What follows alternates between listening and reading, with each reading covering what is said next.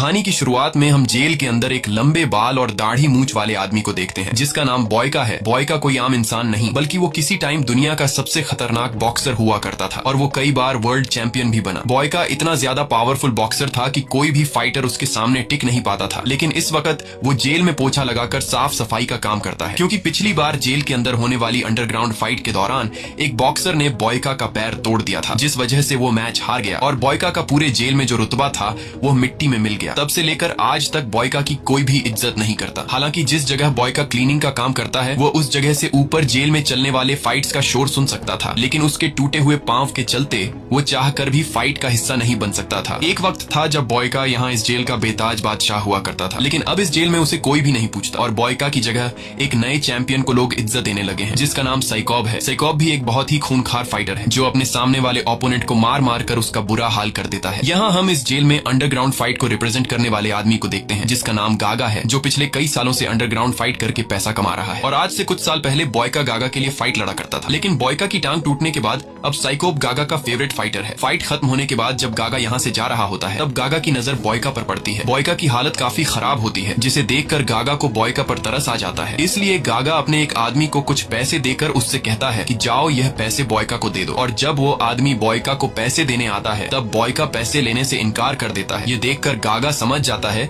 कि बॉयका अपनी इस जिंदगी से खुश नहीं है, क्योंकि वो किसी टाइम पर एक बहुत ही अच्छा फाइटर हुआ करता था, जिस वजह से आज भी गागा के दिल में बॉयका के लिए इज्जत होती है। इसलिए गागा खुद बॉयका के पास आता है और उससे कहता है कि तुमने मेरे लिए बहुत सारी फाइट्स लड़ी है जिससे मैंने काफी सारे पैसे कमाए हैं, इसलिए मैं चाहता हूँ कि तुम मेरे ये कुछ पैसे कबूल कर लो। लेकिन बॉयका पैसे लेने से इनकार कर देता है और कहता है कि अगर तुम मेरी मदद करना चाहते हो तो तुम अपने सबसे अच्छे फाइटर यानी साइकोब से मेरी फाइट करवा दो। यह सुनकर गागा हंस पड़ता है और कहता है कि अब तुम टूटे हुए पांव की वजह से नाकारा हो चुके हो और लड़ने की हालत में बिल्कुल भी नहीं हो, इसलिए मैं तुम्हें रिंग में मरते हुए नहीं देख सकता। यह सुनकर बॉयका को काफी बुरा लगता है, क्योंकि एक वक्त इस जेल पर राज करने वाला बॉयका को आज लोग लाचार समझने लगे हैं और यह सब बॉयका से देखा नहीं जाता। इसलिए वो अपने टूटे हुए टांग पर प्रैक्टिस करना शुरू कर देता है और हर रोज एक्सरसाइज करके खुद को फिर से तैयार करता है। कई दिनों की मेहनत के बाद बॉयका के घुटने में सुधार आता है और फिर बॉयका अपने बाल और दाढ़ी काट कर फिर से खुद को अपने पुराने लुक में ले आता है। दूसरी तरफ हम साइकोब को देखते हैं जिसका एक फाइटर से मुकाबला था और तभी वहां पर एक आदमी अनाउंस करता है कि इस मैच में जो भी फाइटर जीतेगा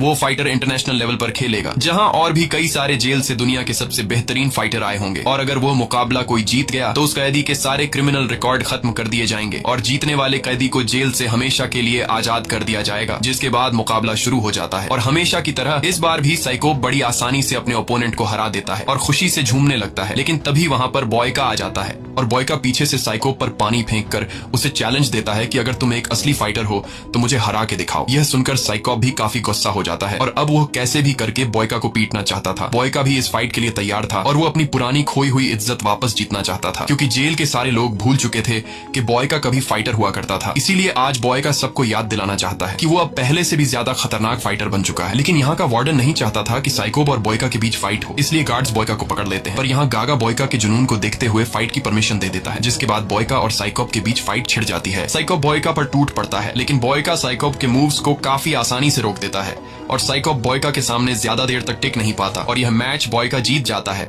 ये देखकर जेल के सभी लोग चौंक जाते हैं और गागा बॉयका के फाइटिंग स्किल से काफी इंप्रेस हो जाता है। गागा देखता है कि बॉयका में अभी भी वही पुरानी आग जल रही है, इसीलिए गागा साइकोब की जगह बॉयका को इंटरनेशनल बॉक्सिंग टूर्नामेंट के लिए सिलेक्ट कर लेता है। लेकिन उस टूर्नामेंट में हिस्सा लेने के लिए बॉयका को इस जेल से दूसरे जेल जाना पड़ेगा और फिर अगले ही दिन बॉयका को उस जेल भेज दिया जाता है जहां पर यह टूर्नामेंट होने वाला है। लेकिन अंदर आते ही बॉयका देखता है कि यहाँ और भी कई सारे फाइटर आए हुए हैं और ये दुनिया के सबसे बेहतरीन फाइटर्स हैं। ये सभी अलग अलग कंट्री से इस फाइट में हिस्सा लेने के लिए आए हैं और हर एक फाइटर इस मैच को जीतने की उम्मीद रखता है, क्योंकि इन्हें पता होता है कि जो भी फाइटर फाइनल मैच जीतेगा उस फाइटर के सारे क्रिमिनल रिकॉर्ड खत्म कर दिए जाएंगे और साथ ही उसे जेल से भी आजाद कर दिया जाएगा। और इन्हीं फाइटर्स में से एक फाइटर जिसका नाम टर्बो है वो वार्डन के साथ बदतमीजी करने लगता है, लेकिन इस जेल का वार्डन बहुत ही ज्यादा स्ट्रिक्ट था, इसीलिए गार्ड टर्बो के पैर में स्टिक मारकर उसे नीचे गिरा देता है। अब यहाँ वार्डन टर्बो और बाकी फाइटर्स के पास आकर उन्हें इस जेल के रूल समझाता है और कहता है कि अगर किसी ने भी रूल तोड़ा तो उसे सीधा मार दिया जाएगा। इसके बाद इन्हें उस जगह पर ले जाया जाता है जहाँ पर यह फाइट होने वाली है और वह फाइट रिंग काफी बड़ा था, जिसे देखकर यह सभी फाइटर समझ जाते हैं कि यह फाइट टूर्नामेंट कितना ग्रैंड होने वाला है, जिसे देखने देखने के लिए बहुत सारे लोग भी आने वाले हैं। इसके बाद सभी कैदियों को उनके सेल में ले जाया जाता है और अगली सुबह वार्डन आकर सभी कैदियों से कहता है कि तुम्हें प्रैक्टिस के लिए सिर्फ 1 घंटा दिया जाएगा, बाकी पूरा दिन तुम्हें काम करना होगा। यह सुनकर सभी कैदियों को काफी अजीब लगता है और वार्डन से यह लोग पूछने लगते हैं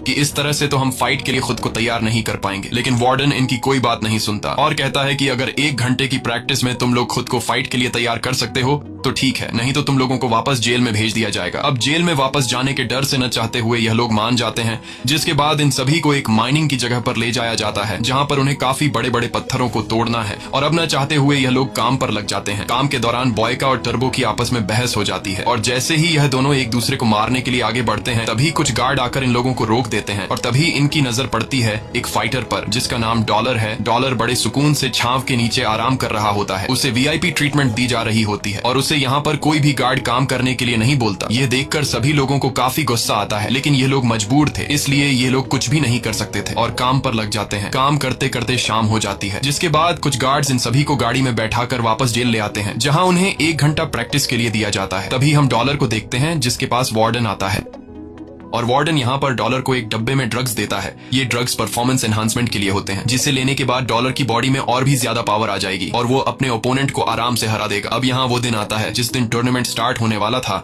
और पूरे दुनिया में सट्टेबाजी होना शुरू हो जाती है, जहाँ पर सभी लोग अपने फेवरेट फाइटर्स पर पैसा लगाने लगते हैं। जिसके बाद पहली फाइट शुरू हो जाती है। यहाँ हम पहले फाइटर को देखते हैं जिसका नाम सिल्वा है। सिल्वा एक बहुत ही अच्छा फाइटर है जो अपने अच्छे फाइटिंग स्किल्स की वजह से अपने ओपोनेंट को बहुत ही जल्दी हरा देता है और सिल्वा यह मैच जीत जाता है, जिसका मतलब कि सिल्वा सेमीफाइनल के लिए क्वालिफाई कर गया है। इसके बाद दूसरी फाइट होती है टर्बो की और यहाँ हम टर्बो की फाइटिंग के अंदाज को देखकर समझ जाते हैं कि टर्बो कोई कच्चा खिलाड़ी नहीं है। टर्बो अपने ओपोनेंट से बहुत ही तेजी से फाइट कर रहा होता है, जिससे उस दूसरे फाइटर को टर्बो पर वार करने का मौका ही नहीं मिलता और टर्बो उस फाइटर को हराकर सेमीफाइनल के लिए क्वालिफाई कर देता है। अब तीसरी फाइट होती है बॉयका की और उसका ओपोनेंट फ्रांस का बेहतरीन फाइटर डुपॉन होता है। अब जैसे ही फाइट की शुरुआत होती है तब डुपॉन बॉयका पर हमला कर देता है, लेकिन बॉयका बड़ी आसानी से डुपॉन के पंचेस से खुद को बचाता है और काफी देर तक लड़ने के बाद बॉयका जब समझ जाता है कि डुपॉन थक चुका है तब बॉयका उस पर हमला कर देता है और बॉयका भी डुपॉन को हराकर सेमीफाइनल में पहुंच जाता है। बॉयका के इस मैच को पुराने जेल में उसके साथ ही देख रहे होते हैं जिस जेल में बॉयका ने कभी अपना राज चलाया था और बॉयका का मैच जीतते हुए देखकर उसके पुराने साथी काफी खुश हो जाते हैं। इसके बाद बारी आती है डॉलर की और डॉलर का भी एक दूसरे फाइटर के साथ मैच स्टार्ट हो जाता है। अब जैसे कि हमें पता है कि डॉलर मैच शुरू होने से पहले ड्रग्स लेता है, इसीलिए वो अपने सामने के ओपोनेंट को बिल्कुल टिकने ही नहीं देता और डॉलर उसे मार मार कर उसका बुरा हाल कर देता है। साथ ही डॉलर भी यह मैच जीतकर सेमीफाइनल के लिए क्वालिफाई कर देता है। इसके बाद सारे हारे हुए लोग वापस जाने की तैयारी करने लगते हैं। उन्हें लग रहा था कि उनको वापस अपनी कंट्री भेज दिया जाएगा, लेकिन ऐसा बिल्कुल भी नहीं होता। वार्डन चुपके से अपने लोगों को कहता है कि उन्हें जेल से बाहर ले जाकर मार डालो। इसके बाद गार्ड्स इन 4 हारे हुए कैदियों को एक वैन में बिठाकर जेल से कुछ दूरी पर ले जाते हैं और उन्हें लाइन से खड़ा करके गार्ड्स इन चारों को मार डालते हैं। अगले दिन जब टर्बो और बॉयका को पत्थर तोड़ने के काम के लिए ले जाया जाता है तब इन दोनों को एक ही चेन से पैरों से बांधा गया होता है। अब इन दोनों की पहले से एक दूसरे के साथ नहीं लग रही थी, इसलिए जल्दी ही इन दोनों के बीच बहस छिड़ जाती है और बहस बढ़ते बढ़ते इनके बीच फाइट शुरू हो जाता है। ये दोनों एक दूसरे को बुरी तरह से मारते हैं और तभी कुछ गार्ड्स की नजर इन पर पड़ती है। गार्ड्स इन दोनों को लड़ते हुए देखकर जल्दी उनके पास आकर इन्हें छुड़ा लेते हैं और अब क्योंकि इन दोनों ने एक दूसरे के साथ लड़ाई करके रूल्स को तोड़ा है, इसलिए गार्ड्स इन्हें जाकर काल कोठरी में बंद कर देते हैं और काल कोठरी में रहते हुए इन दोनों को 1 घंटा एक्सरसाइज के लिए भी नहीं दिया जाता। अब जाकर इन दोनों को अपनी गलती का एहसास होता है और ये दोनों एक दूसरे के साथ बातें करने लगते हैं कि हमें आपस में नहीं लड़ना चाहिए। ये दोनों इस बात को समझ जाते हैं कि वार्डन हम दोनों को आपस में लड़ाकर कमजोर करना चाहता है, क्योंकि हमारा मुकाबला डॉलर के साथ होने वाला है, इसलिए हम दोनों को आपस में लड़ने के बजाय डॉलर के साथ लड़ने की तैयारी करनी चाहिए। अगले दिन गागा और टर्बो का मैनेजर इन दोनों से मिलने आते हैं। यहाँ टर्बो और बॉयका इन दोनों को बताते हैं कि हमारे साथ यहाँ पर काफी बुरा सलूक हो रहा है, हमारे से यहाँ पर दिन रात पत्थर तोड़ने का काम लिया जा रहा है, जबकि हम लोग फाइटर्स हैं और हमें फाइट के लिए तैयार होने का ट्रीटमेंट देने के बजाय हमसे मजदूरी ली जा रही है। ये सुनकर गागा और टर्बो के मैनेजर को काफी गुस्सा आता है और ये दोनों सीधे वार्डन के ऑफिस में जाते हैं। यहाँ वार्डन इनकी मुलाकात करवाता है रीजो नाम के एक आदमी से। रीजो जॉर्जिया का सबसे बड़ा डॉन है और रीजो ही यहाँ का इंटरनेशनल फाइट करवा रहा है, यानी कि सारा का सारा कंट्रोल इसके हाथ में है और रीजो का फाइटर कोई और नहीं बल्कि डॉलर है, इसीलिए डॉलर को यहाँ वीआईपी ट्रीटमेंट दी जा रही है। यहाँ गागा इससे पूछता है कि हमारे फाइटर के साथ ऐसा सलूक क्यों हो रहा है। तब वो माफिया डॉन गागा से कहता है कि यह सब कुछ जानबूझकर किया जा रहा है। मैंने ही वार्डन से कहा है कि वो बाकी सारे फाइटर से काम करवाए ताकि वो लोग कमजोर हो जाए और जब फाइनल में मेरे फाइटर डॉलर के सामने जो फाइटर भी आए वह डॉलर के सामने ज्यादा देर तक टिक नहीं पाए। यहाँ माफिया डॉन इन दोनों को यह भी बता देता है कि इस फाइट की शुरुआत से पहले इसका विनर फिक्स हो चुका है और वो विनर कोई और नहीं बल्कि मेरा फाइटर डॉलर है, इसीलिए तुम दोनों को भी मेरे फाइटर पर पैसे लगाने चाहिए। अगर तुम्हें ज्यादा पैसे कमाने हैं तो अभी भी वक्त है,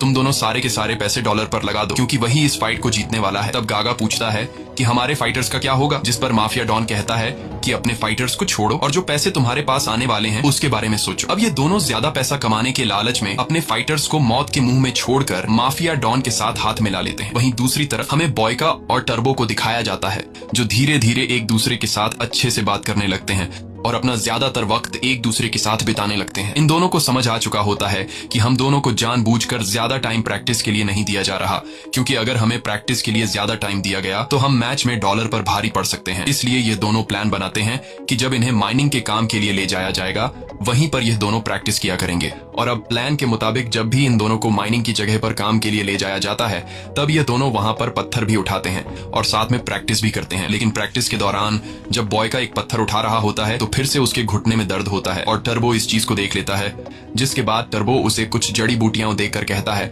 कि इसे अपने घुटने पर लगा लेना, जिससे तुम्हारा घुटना जल्द ही ठीक हो जाएगा। बॉयका टर्बो की इस सजेशन से काफी खुश हो जाता है। यहाँ हम देखते हैं कि अब इन दोनों के बीच कहीं न कहीं दोस्ती होना शुरू हो गई है। ये दोनों साथ बैठकर खाना खाते हैं और जेल का जो काम भी हो ये दोनों साथ मिलकर करते हैं। तभी बॉयका की नजर पड़ती है टर्बो के सीने पर बने टैटू पर, जिसे देखकर बॉयका पूछता है कि इस टैटू का मतलब क्या है। तब टर्बो बताता है कि यह टैटू मैंने अपनी वाइफ और बेटी के नाम पर बनाया है। मैं पिछले कई सालों से जेल में हूँ और मेरी बेटी को अब तक नहीं पता कि मेरा पिता जेल में है। जब मेरी बेटी मेरे बारे में पूछती है तब मेरी वाइफ उसे झूठ कहती है कि तुम्हारे पिता किसी काम से दूसरी कंट्री गए हैं और जल्द ही आ जाएंगे। ये सुनकर बॉयका को टर्बो के लिए काफी बुरा लगता है। इसके बाद टर्बो बॉयका से पूछता है कि तुम जेल में कैसे आए और एक फाइटर कैसे बने। तब बॉयका बताता है कि ऊपर वाले ने मुझे फाइट के लिए बनाया है और मैं जानता हूँ कि मैं दुनिया का सबसे बेहतरीन फाइटर हूँ। फाइट के अलावा मुझे कुछ भी नहीं आता, इसीलिए मैं फाइट लड़ता हूँ ताकि दुनिया जाने कि मैं कौन हूँ। और अब वो दिन आ जाता है जिस दिन बॉयका और सिल्वा का सेमीफाइनल होने वाला है। सिल्वा बहुत ही फास्ट और स्ट्रांग है। सिल्वा को उसके फुर्तीलेपन के लिए जाना जाता है। ये दोनों ही प्लेयर आज का मैच जीतने के लिए पूरी तैयारी करके आए होते हैं, क्योंकि ये दोनों जानते थे कि अगर आज का मैच जो प्लेयर जीत गया वह फाइनल के लिए क्वालिफाई कर जाएगा। इसके बाद मैच स्टार्ट हो जाता है और सिल्वा बॉयका पर टूट पड़ता है। सिल्वा जो कि काफी ज्यादा फ्लेक्सिबल होता है, इसलिए वह बॉयका से काफी अजीब तरीके से लड़ने लगता है। बॉयका को कुछ समझ नहीं आ रहा होता कि सिल्वा पर कैसे हमला किया जाए, क्योंकि बॉयका जब भी उस पर वार करता है तब सिल्वा अपनी फ्लेक्सिबिलिटी से खुद को बचा लेता है। इस दौरान बॉयका के टांग में फिर से दर्द होना शुरू हो जाता है, जिससे ऊपर खड़ा डॉलर नोटिस कर लेता है। बॉयका को कुछ समझ नहीं आता कि वह सिल्वा को कैसे हराए, लेकिन बॉयका की सबसे बड़ी खासियत यही है कि वह पहले प्लेयर के मूव को समझता है और जब वह समझ जाता है कि सामने वाला प्लेयर किस तरीके से लड़ रहा है तब बॉयका अपनी चाल बदल लेता है और वह सिल्वा पर टूट पड़ता है और बॉयका उसे मार मार कर उसका बुरा हाल कर देता है। लेकिन इतना मार खाने के बावजूद भी सिल्वा हार मानने को तैयार नहीं था और वह काफी घायल हालत में बॉयका का मुकाबला करता है। लेकिन जब सिल्वा उस पर वार करने की कोशिश करता है तब सिल्वा उल्टा बॉयका से मार ही खाता है और एक वक्त ऐसा आता है जब बॉयका यहाँ पर सिल्वा को हरा देता है और अब सिल्वा को हराने के बाद बॉयका पहुंच जाता है फाइनल में। बॉयका को फाइनल में जाता देखकर वहां पर मौजूद कैदी काफी खुश होते हैं, लेकिन माफिया डॉन रीजो की मुसीबत बढ़ने लगती है, क्योंकि बॉयका को सिर्फ 1 घंटा प्रैक्टिस देने के बावजूद भी उसने एक बहुत ही अच्छे फाइटर सिल्वा को हरा दिया। ये देखकर माफिया डॉन काफी परेशान हो जाता है, क्योंकि अब अगला सेमीफाइनल मैच टर्बो और डॉलर के बीच होने वाला था। इसीलिए उसे डर रहता है कि कहीं टर्बो मेरे फाइटर डॉलर को सेमीफाइनल में हरा ना दे। ये सोचकर माफिया डॉन सीधा जाता है जेल के वार्डन के पास और वार्डन से कहता है कि हमने जितना सोचा था बॉयका और टर्बो उससे ज्यादा खतरनाक है, लेकिन बॉयका ऑलरेडी फाइनल में पहुंच चुका है, इसीलिए मैं चाहता हूं कि तुम लोग टर्बो को घायल कर दो ताकि वह अगले मैच के लिए तैयार नहीं हो सके और डॉलर बिना मैच जीते फाइनल में पहुंच जाए। अब उस माफिया डॉन की बात को मानते हुए वार्डन सीधा पहुंचता है टर्बो के सेल के पास, जहां वार्डन टर्बो के सेल का दरवाजा खोल देता है, जिसके बाद गार्ड्स टर्बो को बुरी तरह से मारने लगते हैं और इतना मारते हैं कि टर्बो का बुरा हाल कर देते हैं। अब टर्बो ज्यादा घायल होने की वजह से वो डॉलर के साथ सेमीफाइनल मैच खेलने की हालत में नहीं था। कुछ देर बाद यहाँ बॉयका टर्बो से मिलने आता है। बॉयका देखता है कि टर्बो बहुत ही बुरी हालत में स्ट्रेचर पर लेटा हुआ है और बॉयका समझ जाता है कि टर्बो को इसलिए मारा गया है ताकि वो डॉलर के साथ मैच न खेल सके। लेकिन टर्बो जो एक बहुत ही अच्छा फाइटर है, वो इस हालत में भी डॉलर के साथ फाइट करने को तैयार था, पर बॉयका उसे समझाता है कि तुम इस हाल में कभी भी मैच नहीं जीत सकते, इसलिए डॉलर के साथ तुम फाइट मत लड़ो। लेकिन टर्बो मानने को तैयार नहीं था। इसके बाद बॉयका वापस आकर प्रैक्टिस करने लगता है। तभी उसके पास डॉलर आता है और बॉयका का मजाक उड़ाते हुए कहता है कि मुझे पता है कि तुम इससे पहले जेल में क्लीनिंग और टॉयलेट साफ करने का काम करते थे, इसलिए एक साफ सफाई करने वाला मेरा कभी भी मुकाबला नहीं कर सकता। यहाँ बॉयका को गुस्सा तो काफी आ जाता है, लेकिन फिर वो अपने गुस्सा पर काबू पाते हुए कहता है कि यह तो फाइट रिंग में पता चलेगा कि मैं तुम्हारा मुकाबला कर सकता हूँ या फिर नहीं। अगली सुबह इन्हें फिर से पत्थर तोड़ने के काम पर लगा दिया जाता है। यहाँ बॉयका देखता है कि टर्बो की हालत खराब है और बॉयका को पता चलता है कि टर्बो कभी फौज में हुआ करता था। ये पता चलते ही बॉयका टर्बो से कहता है कि तुम यहाँ से आसानी से भाग सकते हो क्योंकि तुम एक फौजी रह चुके हो। अगर तुम यहाँ से नहीं भागे तो यह लोग तुम्हें मार देंगे। लेकिन टर्बो यहाँ से भागने से इनकार कर देता है। वो कहता है कि मैं पीठ दिखाकर भागना नहीं चाहता, मुझे खुद पर पूरा यकीन है कि मैं इस हालत में भी डॉलर को हरा सकता हूँ और अगर मैं हार भी गया तो मुझे वापस जेल भेज दिया जाएगा। यह सुनकर पास खड़ा एक कैदी बताता है कि तुम्हें पता भी है कि यहाँ लोगों के साथ क्या हो रहा है। यहाँ मैच हारने के बाद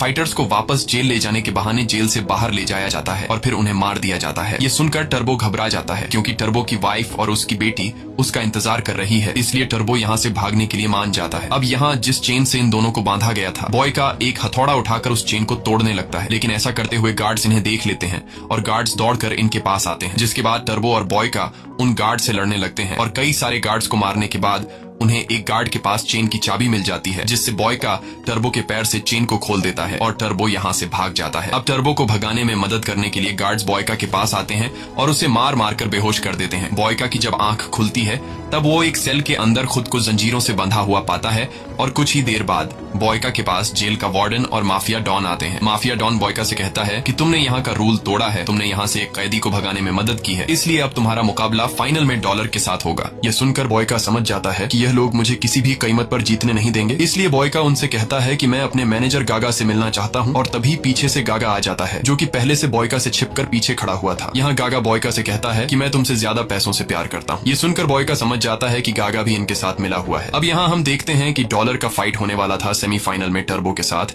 लेकिन अब क्योंकि टर्बो यहाँ से भाग चुका है इसीलिए डॉलर अब सीधा फाइनल में पहुंच चुका है और उसका मुकाबला है बॉयका के साथ। इस मैच को देखने के लिए पूरी दुनिया काफी एक्साइटेड होती है, इसीलिए हर जगह लोग अपने फेवरेट प्लेयर पर पैसे लगा रहे होते हैं। लेकिन यहाँ के जो बड़े लेवल के जुआरी हैं उन सभी ने डॉलर पर पैसा लगाया है क्योंकि उन्हें पहले से पता है कि ये मैच फिक्स है और ये मैच डॉलर जीतेगा। अब यहाँ फाइनली इस मैच की शुरुआत हो जाती है और यहाँ पर डॉलर अपना असली कमाल दिखाता है और काफी फुर्ती से बॉयका से लड़ने लगता है। बॉयका डॉलर के फाइटिंग स्टाइल को देखकर हैरान रह जाता है और सोचने लगता है कि कोई फाइटर इतना तेज कैसे हो सकता है। लेकिन हमें तो पता है कि डॉलर एक तो अच्छा फाइटर है और ऊपर से उसने ड्रग्स ली है, जिस वजह से वो काफी ज्यादा पावरफुल हो गया है, इसलिए वो बॉयका को बुरी तरह से पीटने लगता है। यहाँ जब भी बॉयका उस पर हमला करता है तो डॉलर बड़ी आसानी से खुद को बचा लेता है। अब यहाँ काफी देर तक लड़ने के बाद बॉयका धीरे धीरे डॉलर के मूव्स को समझने लगता है और थोड़ी देर के बाद बॉयका डॉलर के सारे फाइटिंग टेक्निक को समझ जाता है, इसलिए अब बॉयका डॉलर के साथ उसी टेक्निक से लड़ने लगता है जिस टेक्निक से डॉलर बॉयका के साथ लड़ रहा था। और देखते ही देखते बॉयका डॉलर पर भारी पड़ने लगता है। डॉलर जब समझ जाता है कि बॉयका मुझ पर भारी पड़ रहा है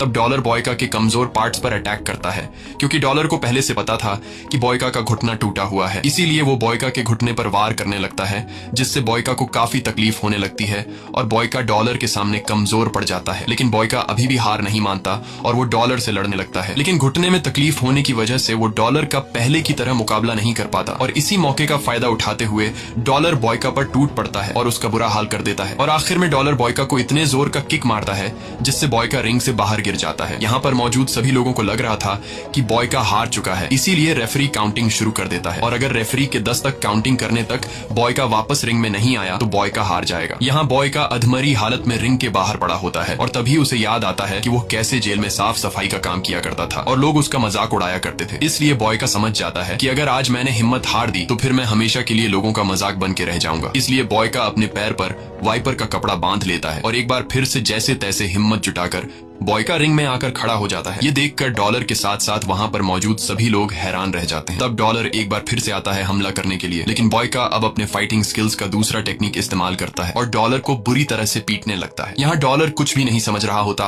कि बॉयका के पंचेस को कैसे रोका जाए। यहाँ जितने भी कैदी होते हैं वो सभी बॉयका का नाम पुकारने लगते हैं और बॉयका भी अपनी पूरी ताकत लगाकर डॉलर को पीटने लगता है। बॉयका इतने फास्ट तरीके से पंचेस बरसाता है कि डॉलर को खुद को बचाने का मौका ही नहीं मिलता और आखिर में जब डॉलर समझ जाता है कि बॉयका मुझे हरा देगा, इसलिए डॉलर अपना आखिरी दांव चलाते हुए जोर से बॉयका को किक मारने की कोशिश करता है। लेकिन डॉलर जिस पैर से बॉयका को किक मार रहा होता है तब बॉयका उसका वही पैर तोड़ देता है जिससे डॉलर नीचे गिर जाता है और फाइनली ये मुकाबला बॉयका जीत जाता है। बॉयका की जीत को देखते हुए वहां पर मौजूद सभी लोग खुशी से झूमने लगते हैं, लेकिन इस टूर्नामेंट को ऑर्गेनाइज करने वाला माफिया डॉन और उसके साथी काफी उदास हो जाते हैं क्योंकि उनके डॉलर पर लगाए हुए ढेर सारे पैसे डूब गए। और अब क्योंकि वार्डन और माफिया डॉन के कहने पर गागा और टर्बो के मैनेजर ने डॉलर पर पैसे लगाए थे, इसलिए टर्बो का मैनेजर काफी गुस्सा हो जाता है और वो सीधा वार्डन के ऑफिस में पहुंचकर वार्डन पर बंदूक तान देता है। लेकिन तभी पीछे से माफिया डॉन आ जाता है। अब क्योंकि माफिया डॉन ने सभी को डॉलर पर पैसे लगाने को कहा था, इसलिए टर्बो का मैनेजर माफिया डॉन को गोली मार देता है, पर तभी पीछे से वार्डन टर्बो के मैनेजर को भी शूट कर देता है। यानी कि अब टर्बो के मैनेजर और माफिया डॉन मर चुके हैं। वहीं दूसरी तरफ हम बॉयका को देखते हैं, जिसे अब रूल्स के मुताबिक उसके सारे क्रिमिनल रिकॉर्ड खत्म करके हमेशा के लिए जेल से आजाद कर दिया जाएगा। लेकिन तभी वार्डन उसके पास